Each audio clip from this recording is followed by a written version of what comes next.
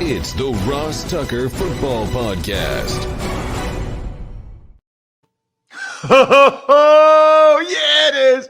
But it's not just any Ross Tucker Football Podcast. It is a teaching tutorial Thursday on a Thursday afternoon, I might add.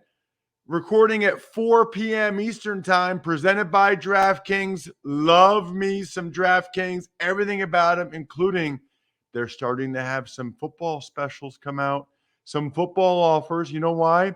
Because there's a football game in 4 hours. Get excited, everybody.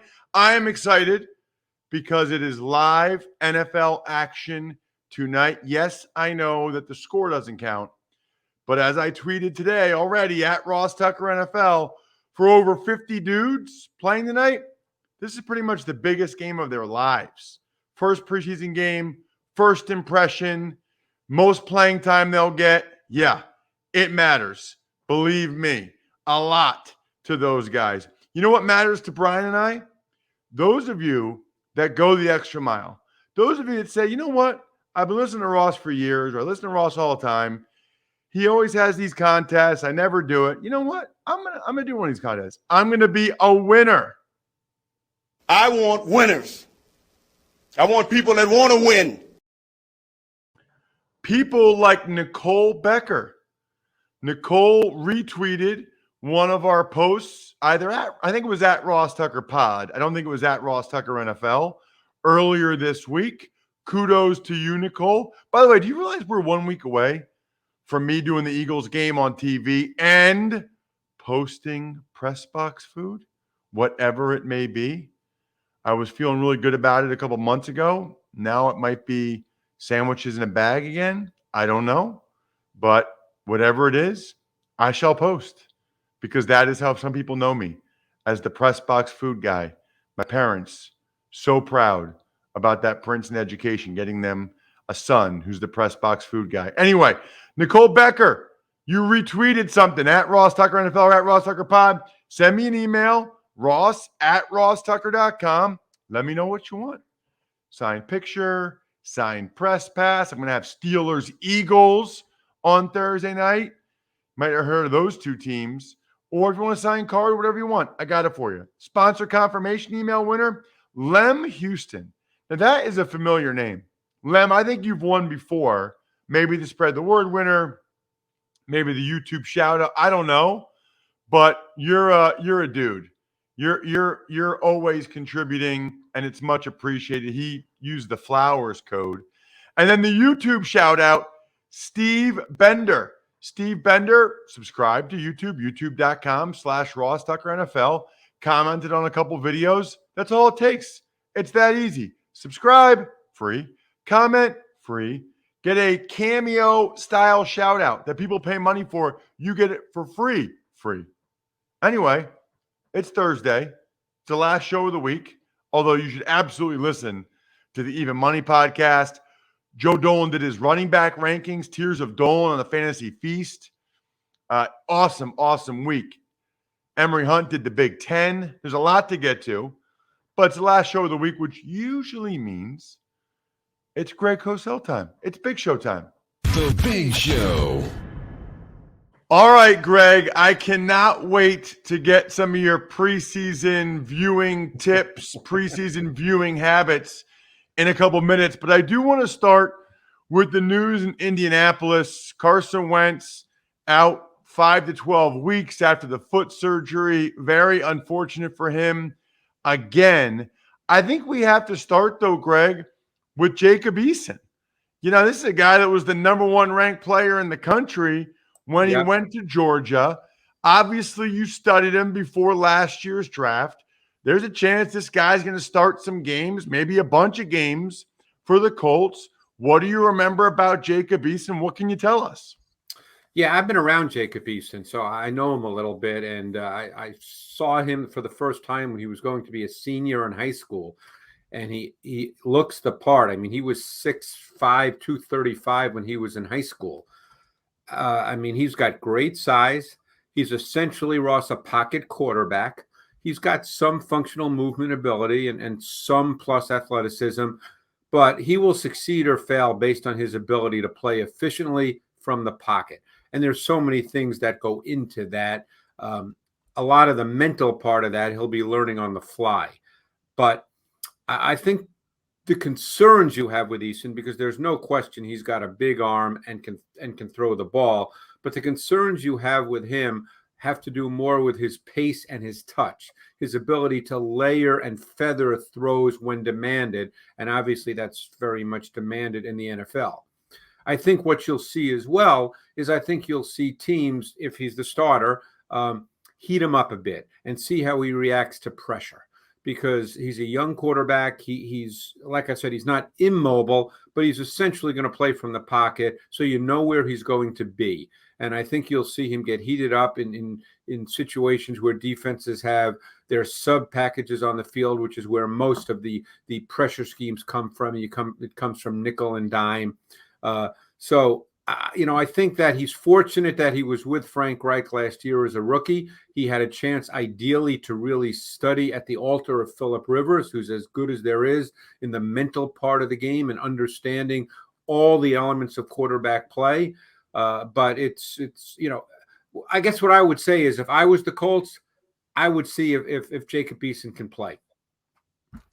Yeah, I mean, I guess on some level, Greg, we don't have to try to figure this out, right? If they were blown away by what they saw from Eason as a rookie, they wouldn't have traded for Carson Wentz, right? So I never know how to respond to that stuff. You had the same argument with Jordan Love and Aaron Rodgers. Obviously, Rodgers is a true all-timer. You wouldn't put Wentz in that category. Well, the difference is that I think the Colts believe that they're a really good team. They've been a playoff team. They have a good roster. I think their feeling probably was that we wanted a veteran quarterback who's played in meaningful games in his career and played in playoff games, and Carson Wentz is that guy. That we didn't want to take a really good roster and put it in the hands of a quarterback that's never played. So I don't know. Maybe what you're saying is true. Maybe it's not. That's a hard question to answer. Yeah, I mean, look, in my opinion, they might like him, but if they were blown away by what they saw from him every day, I don't think you trade for Carson Wentz. You probably bring in some other type of veteran, but I don't think you trade for Wentz, that contract, give up those picks. That's just my opinion. I'm not putting words in your mouth. You could be right. Like I said, this is a playoff team. If I remember correctly, they lost to Buffalo in the playoffs last year, and what ended up being a pretty competitive game. So they probably felt going into this year that, hey, we can compete for the AFC, that we're good enough to play with the Kansas Cities and the Baltimores and the Buffaloes, and that we don't want to put it in the hands of a quarterback that's never played. Even if we love him, we don't want to put it in his hands. So again, those are hard questions to answer. That becomes speculation. Yeah, I guess the thing that's interesting to me too about Eason is he obviously did enough that he was the number one player in high school, right? I think you mentioned that. The 6'5", 235, big arm, goes to Georgia. But then he lost the job at Georgia. So, he obviously did something not as good there to Jake Fromm. Goes to Washington and does enough positives that he still gets drafted in the 4th round. So he's one of those guys, Greg, that there's definitely something there, but there's also definitely something missing. And you feel like I didn't know if the thing that was missing was mobility, ability to process. It sounds like you think maybe the thing that's missing is just the other throws in his tool bag, so to speak. Well, I can only speak to the tape. Look, you and I both talk to people and you hear things. So I don't really want to go there, but I can only speak to the tape. I think that he needs a better repertoire of throws because, as I said, he's not very good when it comes to pace and touch. He also had a tendency, and I watched a lot of games. I actually watched him in his freshman year at Georgia as well. And by the way, he played well as a freshman at Georgia in the SEC. And he lost his job essentially due to injury. I mean, you and I were not there every day, so we don't know how it all played out. But he got hurt, if I'm not mistaken, in his first game in his sophomore year. And Jake Fromm came in, and Eason never got the job back. But he has a tendency, based on his Washington tape in 2019, to spin out of the pocket to his left and backwards in response to pressure. And you cannot do that. And, hopefully that's something that's been worked on, because you cannot spin backwards in the NFL. I thought it was interesting. Sam Farmer from the LA Times had a story yesterday where Phillip Rivers has not ruled out, maybe playing this year after his team's high school season. I almost wonder, I said this on Twitter, Greg, on Tuesday night at Ross Tucker NFL. I wonder if, the Colts, if Wentz is only going to miss 3 or 4 games, maybe they could get Phillip Rivers on the Josh McCown program where he flies in Friday night after the high school game and plays Sundays. But we know what Phillip Rivers has always been. I guess my question is, late in the year, what is he still, Greg? I mean, is he still what he's always been, or has there been a decent drop-off, just in case somebody would be interested in him now or later in the year? I think he's essentially the same. He was never a big-armed power thrower. You could probably say his arm is not exactly the same as it was 5 or 6 years ago, but his game is really built more on the mental part. Phillip Rivers, if you think back to when he was with the Chargers, he played the game exactly the way Peyton Manning played the game. He controlled the game at the line of scrimmage. That's where he was outstanding. And the thing that always stood out about Phillip Rivers was how physically and mentally tough he was in the pocket, because he was not going to leave the pocket.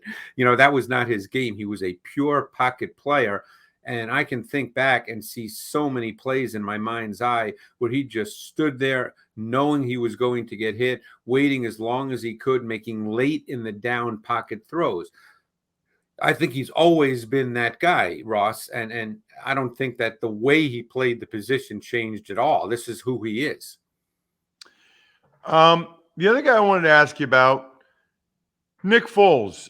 We've talked about Nick Foles a lot, you and I, over the years, Greg, and Nick has made it very clear that he thinks he can still play at a high level. He wants to be traded. He's the third-string quarterback in Chicago, but he's kind of been benched 2 years in a row. I mean, benched for Minshew in Jacksonville 2 years ago, benched for Trubisky after he came in for Trubisky last year. Is there hope in your mind, Greg? Have you seen enough from Foles the last 2 years to think he could go to Indy or somewhere else and play at a high level still? I wouldn't say high level. I think you could line up and play with Nick Foles. I think there's certain things you have to do in your offense, in your pass game, to play to what he is. He's not really a drive thrower. I don't think that he moves exceptionally well. I thought last year, and I know some people have told me this, so I'm only going to respond to what I was told, that he might have been a little overweight. So, I think Nick Foles is purely a stopgap at this point. If I'm Indianapolis, and I doubt Chris Ballard's going to give me a call, but if I'm Indianapolis, personally, I would play Jacob Eason before I would trade for Nick Foles. Interesting. Why? I think, first of all, you need to see what Jacob Eason is. You drafted him in the 4th round. Carson Wentz, yes, you traded for him, but he's got an injury history, which now has shown up again. You need to find out what Jacob Eason is. But again, I understand the way they see their team. They believe that they can compete, and Foles is a veteran, and he knows Frank Reich's offense, so I'm sure they would feel that he can just come in and line up and play, but there are limitations to what he can do. You could probably say the same about Eason. The limitations are totally different. They're from lack of experience and understanding all that you need to understand mentally to play at a higher level. But I think at some point, particularly on a good team, a good roster, you need to find out what Jacob Eason can do. Last guy I wanted to ask you about before I pick your brain for our listeners' sake about the preseason. The Minnesota Vikings released Jeff Gladney. He has an off-the-field domestic abuse issue. His agent came out and said, it's innocent until proven guilty. At any rate, he's a first-round pick, Greg, last year. Yeah. So what did you remember from Gladney in college, and what did you see from him last year that the Vikings are losing? Well, I like Gladney coming out. He played predominantly on the outside in college. He was competitive, physical, feisty. I thought he was a good prospect. He played both outside and in the slot last year as a rookie from Minnesota. I think he was one of those young corners along with Dantzler, who they drafted as well, that they thought would be the future of the position at corner for them, because obviously a couple of years ago they let Xavier Rhodes go. They have a lot of young corners on their roster. And I think they thought Gladney was going to be one of their main guys, both playing outside and in the slot in their sub. So they definitely lose something. They let Mike Hughes go. He's not there anymore. So they're down at the corner position. He was a really good prospect, but this is the way it goes. I also wanted to pick your brain, like I said, Greg, about preseason games. Now, I know from other years, okay, I know you're not – look, the preseason starts tonight with the Hall of Fame game. I know you're not a huge fan of preseason games because as you've gotten older, you enjoy the scheme stuff, the chess match as much as anything, and that preseason can be very vanilla. That said, for the listeners, right? Yeah. If they're watching a preseason game on TV, what would you recommend them look at? I mean, I guess I don't want to put words in your mouth, but it's not a big scheme thing. So I guess my recommendation would be watch the players that you're interested in watching, or that there's a battle or whatever. Hone in on those guys because they're out there playing their best and trying to perform, as opposed to maybe just watching the football or whatever. Yeah, you hit it on the head as far as my personal feeling, and everybody's different. But as I've evolved in my career, particularly watching the NFL, it's obviously different when I watch college players, and then I'm very focused on individuals. But I'm a very scheme and tactic-based guy now when I watch the NFL. Do I take note of players? Of course I do. But I really enjoy the schematics of run games. I've learned so much more about run games in the past couple of years. I've always really enjoyed looking at pass game concepts. I've become much more focused through many conversations with coaches on the defensive side of the ball, both fronts, coverages.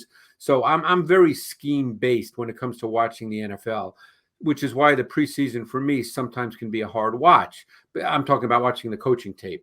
I think when you watch a game on TV, you're looking at players because the schemes are yes. Do teams practice certain things? Because obviously, look, Ross, you played. If you're a zone running team and that's your run game foundation, are you going to run zone runs? Of course, you have to practice what you do every day, and it's nice to do it against different competition.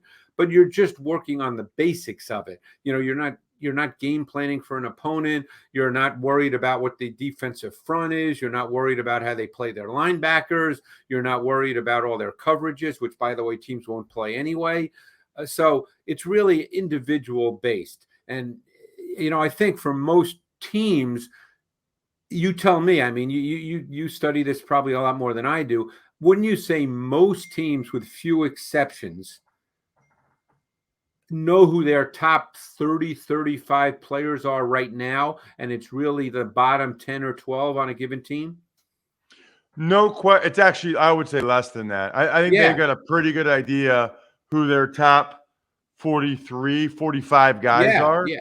And they're actually battling for the last 8 roster spots and then the practice squad. However, I would say, I do the Eagles preseason games on TV, right?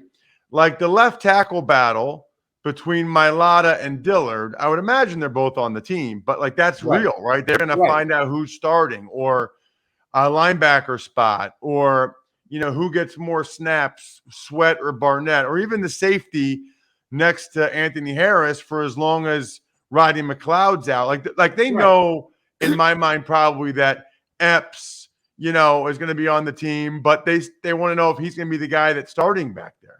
Yeah, but I think what's also maybe diluted the preseason games to some degree is more and more teams. Obviously, last year was an abnormal year, but more and more teams now have 2-3 day practices with other teams. Like, for instance, you do the Eagles. If I'm not mistaken, aren't they matching up with 2 other teams over the next couple of weeks in terms of practice? Isn't it the Jets and I forget who it is? You may know. Patriots. Yeah, Jets and the Jets Patriots. and Patriots. Right. So they're going to have 2-3 days of head-to-head against each of those teams. My guess is the coaching staff will likely feel they'll learn more on those days than they will in the preseason games themselves.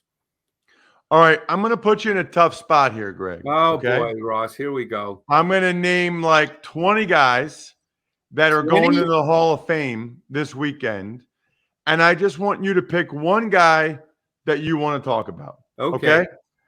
Peyton Manning, Charles Woodson, Calvin Johnson, Alan Faneca, John Lynch, Drew Pearson, Steve Atwater, Isaac Bruce, Steve Hutchinson, Edgerrin James, Troy Polamalu.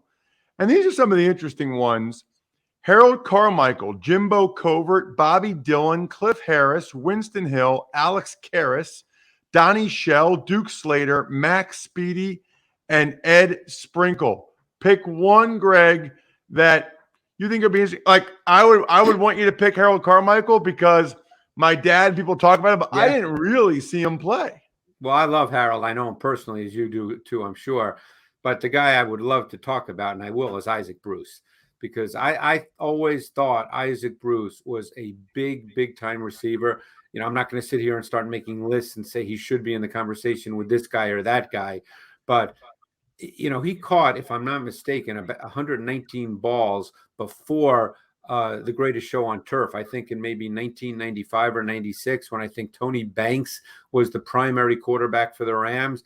And I just loved watching Isaac Bruce. This was more of a fan thing, Ross. I just loved watching him run routes. And then when Mike Martz got there and they ran that style offense with the speed cuts, he was so fluid and so smooth. And I'm sure Kurt Warner would tell you that throwing those deep digs to Isaac Bruce, I mean, Isaac Bruce was just so much fun to watch. The way he moved, it looked effortless. And he was one of my favorite receivers to watch. And I'm really glad he got into the Hall because, you know, he played. There's been so many receivers, and we now play going back even 20 years now, even a little more, where the numbers for receivers, the statistics for receivers have really jumped because of the change in the NFL game. And I'm just so glad he's been recognized because I always thought he was a great player. Yeah. Man, I just distinctly remember those guys would make those in cuts on the digs, and the ball was there, and it just felt like it was unstoppable. It was amazing. Greg, awesome spot. Love having you on every week. Man, before you know it, we'll at least have some preseason video to discuss from a player standpoint. I know you like scheme, but I also know you like seeing how the rookies look, you know, their first time out, especially the quarterbacks, when they get a little bit of playing time. Thank you so much for coming on the show, as always. All right, Ross, appreciate it. The cool thing about Greg is I got him every week. I don't need to go out and look for someone to be my guest on the Thursday of each week. Because these days, going out and looking for someone to do anything, it is not easy. Hiring is hard. That's why LinkedIn Jobs has made it easier to get the candidates worth interviewing faster, and it's free. Everybody I know, my buddy that runs the bank, my wife with her propane business, my jobs, my businesses, it's not easy to find people. It's really hard, in fact. So that's why you do LinkedIn. You can create a free job post in minutes on LinkedIn Jobs. Then you can focus on the candidates with the skills and experience you need. There's simple tools like LinkedIn Jobs to quickly filter and prioritize who you'd like to interview and hire so your business can make more money. LinkedIn Jobs helps you find the candidates worth interviewing faster. Did you know every week nearly 40 million job seekers visit LinkedIn? 40 mil, peeps.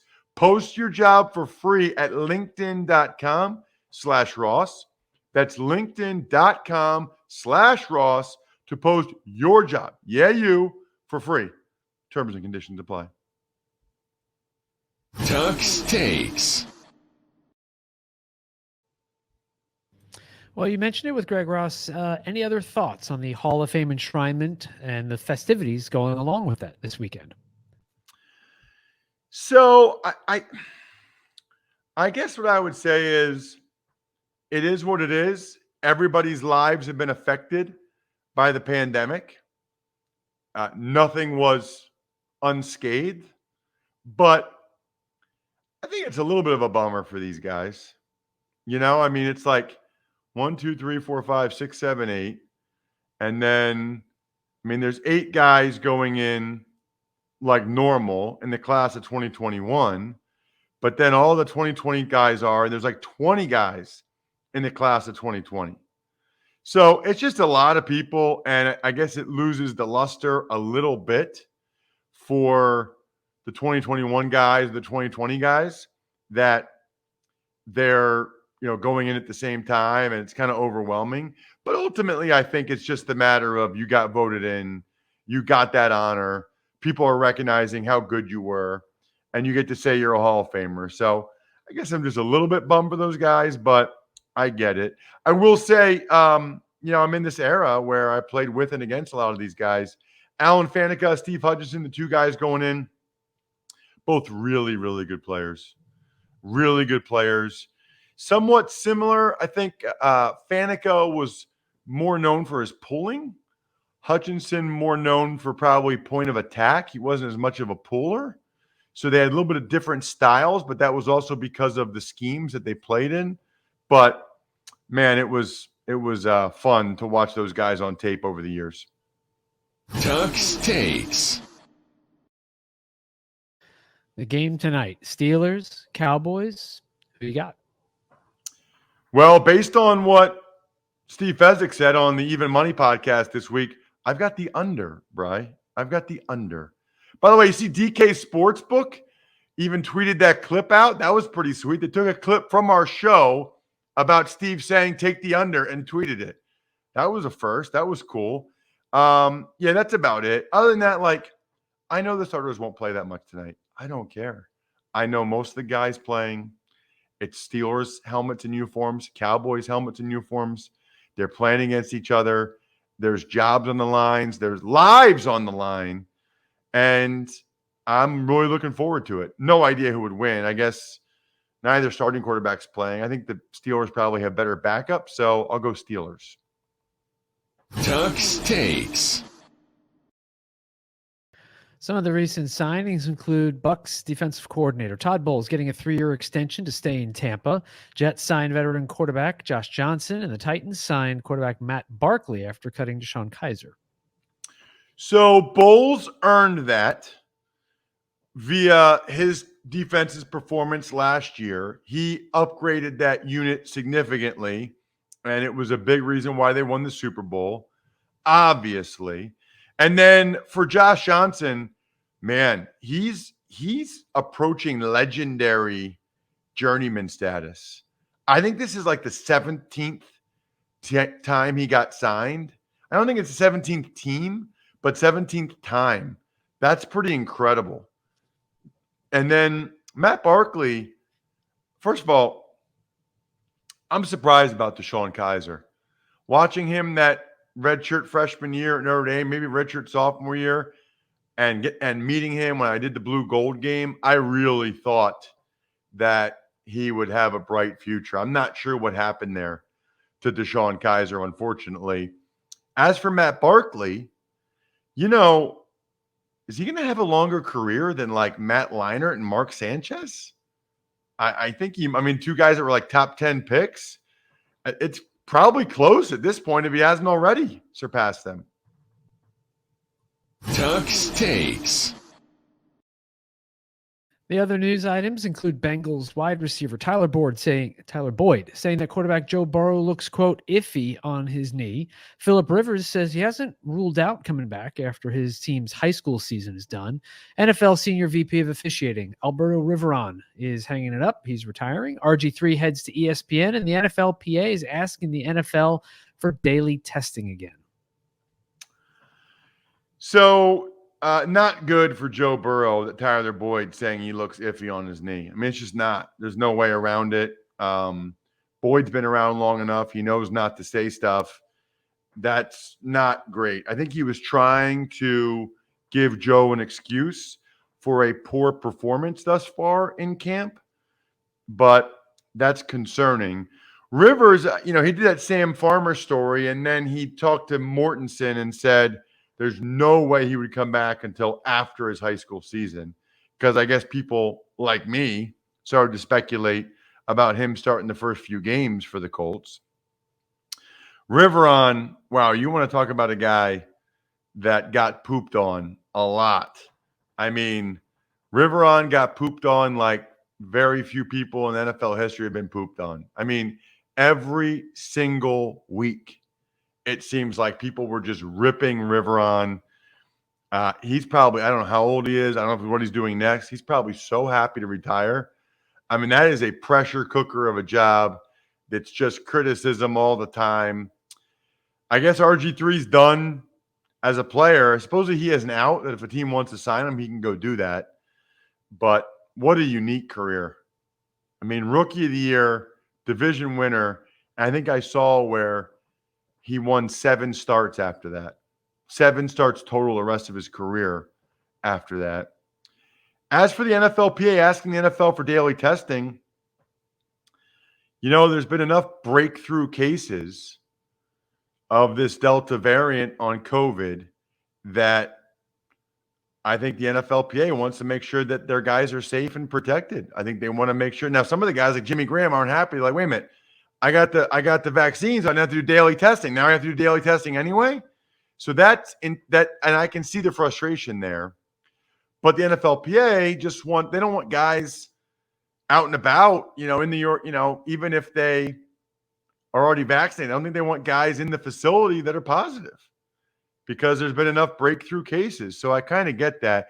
Plus, the big deal this afternoon is Kirk Cousins says he wants to be surrounded by plexiglass or something, and he's not vaccinated, although he doesn't say that. None of the guys, the one thing I don't understand is none of the guys that are not vaccinated, why don't they just say it? They all say like it's a private thing, it's a personal thing. I guess I don't understand why they don't just say, no, I'm not vaccinated, and then state their reasonings or their reasons or their logic, right? Like, you obviously feel pretty strong about it, that you're not doing it. I think the rest of us could benefit from hearing those reasons, that logic, right? Like, if you feel so strongly that you're not doing this, even though most of your teammates are, I don't know. I guess I kind of feel like, look, it is private, it is personal. They don't have to say anything. But I'd like to think if you felt that strongly about it, that you'd feel strong enough about it to talk about why you feel that way. I think I'd have more respect for that, quite frankly, than just it's private, it's personal. Okay. But you're kind of playing a team sport, and it kind of affects the team. Speaking of the team, the last thing I'm telling you guys this week, because it's the first thing I want you to do when the show ends, is to sign up for a free account at fantrax.com/Ross. fantrax.com/Ross. Why do you say you should do that? Well, first of all, their NFL Fantasy Football League Manager is by far the most customizable, easy to use, and feature-rich platform in the industry. You can change how many dudes are in the league. You can change how many guys you draft. You can change everything. You can change everything at Fantrax, which is why it's what we're going to use for the season-long redraft league for the Fantasy Feast. So if you want in on going against Joe and I in the season-long league, where we do a draft one night in September, and then every week we get to, talk trash and track it with each other. The way to track it is to go to fantrax.com. Again, fantrax.com/Ross, and sign up today, because I've already gotten several. So if you want in, you better do it now. Other than that, shout outs are in order, of course. Pizza Boy Brewing. I went there for lunch today. Delicious. Actually got a salad because I'm crazy healthy. Sporticulture, Vision Comics with an X, HumanHeadNYC.com, and our boy Chris Aronchek from SteakhouseSports.com. I think we're done here. Thanks for listening to the Ross Tucker Football Podcast. Make sure to also subscribe to the Fantasy Feast, Even Money, Business of Sports, and College Draft. All available at Apple Podcasts, RossTucker.com, or wherever podcasts can be found. A lot of times on the show, I mentioned DraftKings. Here's what you need to know. You got to be 21 or older, New Jersey, Indiana, or Pennsylvania only. New customers only. Restrictions apply. See DraftKings.com/sportsbook for details. Gambling problem, call 1-800-GAMBLER, or in Indiana, 1-800-9-WITH-IT. By the way, if what I was talking about included a deposit bonus, doesn't always, sometimes it does. Deposit bonus requires 25 times playthrough, and deposit bonuses are paid out in site credit.